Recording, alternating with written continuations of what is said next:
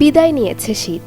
প্রকৃতিতে এখন ফাল্গুনের হাওয়া, কিন্তু শীতের পিঠাপুলি আর বিয়ের দাওয়াতের পর শরীর ভারী হয়ে যাওয়ার রেশ যেন কাটছেই না। তবে জানেন কি,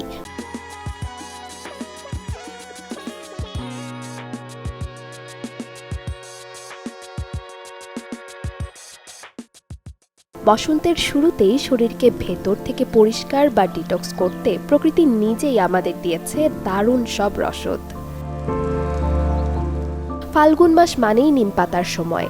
খালি পেটে কচি নিম পাতা বা কাঁচা হলুদ চিবিয়ে খেলে বা রস করে খেলে রক্ত পরিষ্কার হয়। এটি শীতকালীন ত্বকের রুক্ষতা দূর করে ভেতর থেকে গ্লো আনে।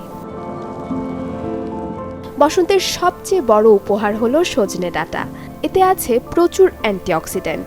লাঞ্চের আগে এক বাটি সজনে ডাঁটা, গাজর আর পেঁপে দিয়ে তৈরি পাতলা স্যুপ খেলে লিভার ডিটক্স হয় এবং হজম শক্তি বাড়ে। রোদে ঘোরাঘুরির পর কোল্ড ড্রিঙ্কস না খেয়ে বেছে নিন বেলের শরবত।